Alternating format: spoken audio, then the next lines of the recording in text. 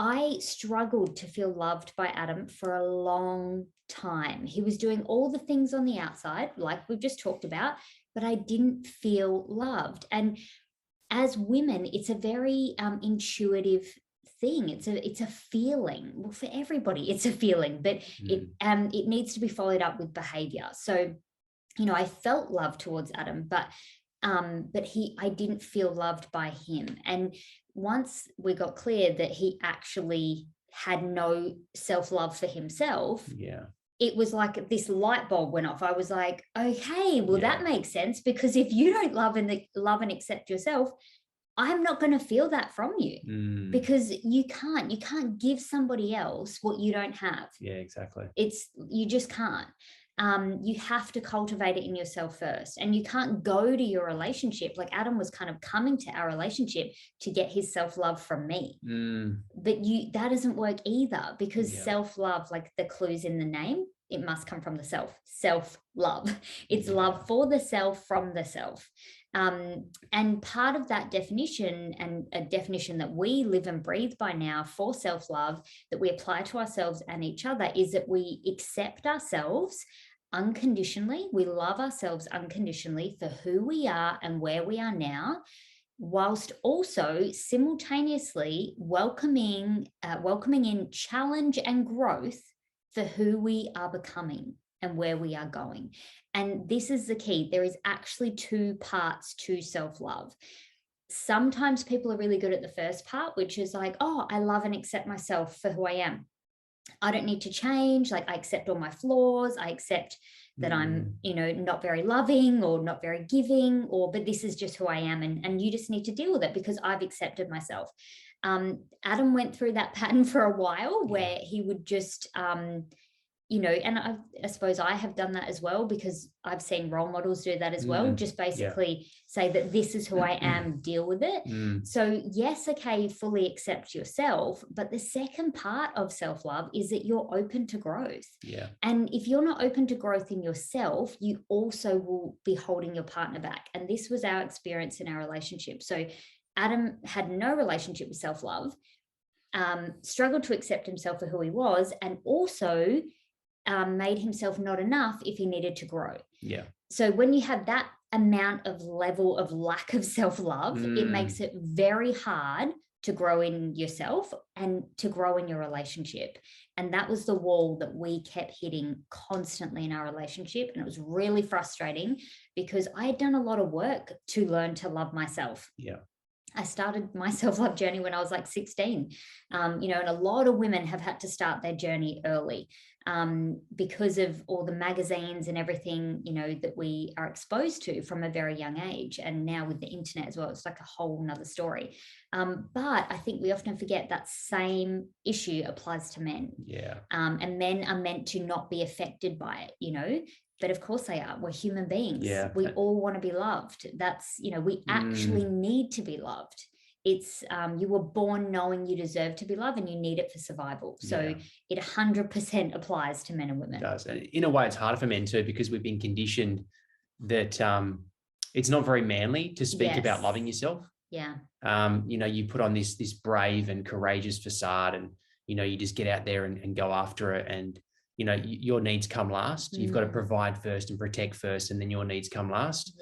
And that so leads to a lot of men. That's why we've got this massive problem with mental health, men's mental health, because men don't speak about how they truly feel. They're feeling a lack of self-love. They're not taking care of themselves.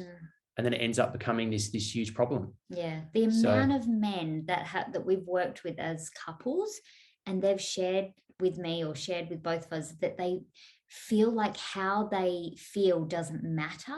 It just like rips my heart apart. I'm like, you're a human being. Of course, how you feel matters. But this is the problem. Like, so many men, like, this is why I'm like, ladies, check in with your men. Ask them, do they love themselves? Do they make themselves happy? That was another question I asked Adam. Like, do you feel happy with yourself? And he was like, what? He was like, what do you mean? Sometimes. Like, I think, it was like sometimes. And he was like, if I achieve something or if I do a good job, I was like, but there was a lot of self-criticism in there, and a lot of a lot of negative self-talk going on behind the scenes. And really the truth was my self-love was basically at zero. I wasn't connecting to any of my needs. I wasn't giving myself anything that I actually needed. It was all on the outside. And then I was wondering why I was struggling in my relationship with Aston and, you know, and the kids and just life in general. Yeah, just feeling really like low energy and just not like he was living his life. And why it's so important, this self-love piece, is because that's how you know your needs matter. That's how you even know what your needs are. So self-love comes back to acknowledging our needs and actually meeting them, giving ourselves what we needed. So we're going to go a bit deeper into this. We're going to share like a three-step system that we went through. But basically, you learn how to meet these needs. Just put it there. Yeah. You learn how to meet these needs from a young age, from when you were born. So you knew you deserved love when you came into the world, but depending on your parents or whoever raised you or the people around you, you started to form beliefs, which are not facts. They're not set in stone. But as a child, you know, before the age of 7, your brain believes it like it's a fact. So if you didn't get love because your dad was never there, or your mum was really critical and like cold and hard and not loving, or they were always working and you were always with the grandparents, whatever it was, there might be a logical reason to why that need to happen. You don't need to blame them, but you do need to acknowledge, okay, what was the emotional impact of that? And it would be, for every child and then adult, there's a belief that, oh, I'm not lovable, I'm not good enough. And we're going to go into these beliefs. And when you form that, you don't stop loving your parents or whoever took love away, you stop loving yourself. And this is the problem. And this is why we really dove into this, because we've got 2 kids under 5. We're parents. We have a 3-year-old and a 5-year-old. And with our first child, we didn't notice it so much, but by the second, when Willow came along, we realized how stretched we were. Like, if you're a parent, like, let us know, you know what we mean. We were stretched physically, emotionally, financially, like on every single level. And that amount of stretch really showed that we were not meeting our needs and that we didn't know how to, because we had been conditioned from a very young age to believe that we didn't have needs, or the only thing that mattered was that we behaved in a certain way to get love. So we were both people pleasers, good girls, good boys. I felt like I had to be perfect, had to be strong all the time, be okay all the time, get it right all the time. You know, Adam felt like he had to do whatever anybody else wanted, so that he couldn't have feelings. How he felt didn't matter. It was just about keeping everybody else happy, and was so worried about what everyone was thinking all the time. So when you have that belief, you then go on a journey for the rest of your life and you just repeat that pattern. And then we brought that into our relationship. We were then doing that with our kids. And when we saw it, you can't unsee it. So the first step is bringing awareness to it and being like, okay, how is this working for us? Is it serving our relationship? Is it making us feel more loved and supported in life? Or is it doing the opposite? Like, we were exhausted, depleted, like it was not working for us. So we just want you to know that, you know, we're not perfect.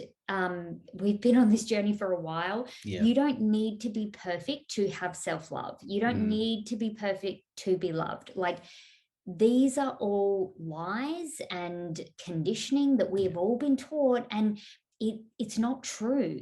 And we get to change that. And we're going to teach you and show you like how simply and quickly and easily you can change it. And it's hugely powerful. You might be thinking, I know some of the men might be thinking, why do I even need to know about self-love? Like, that's stupid. Like, why would I need to know? Some women might even think, like, I used to think, I don't have time for that. I've got kids. I'm doing all this stuff. Like, I'm busy. What do you mean? I don't have time for self-love. But the thing is, everything comes back to your lack of self-love.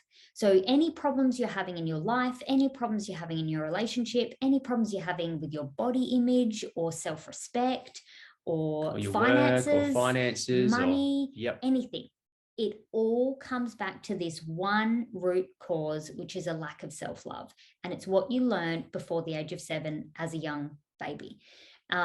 So we have to start there. You can't avoid it. And this is why you see like celebrities who have it all, like the relationships, the house, the cars, everything, and they hate themselves. Like they're not happy. They're on antidepressants.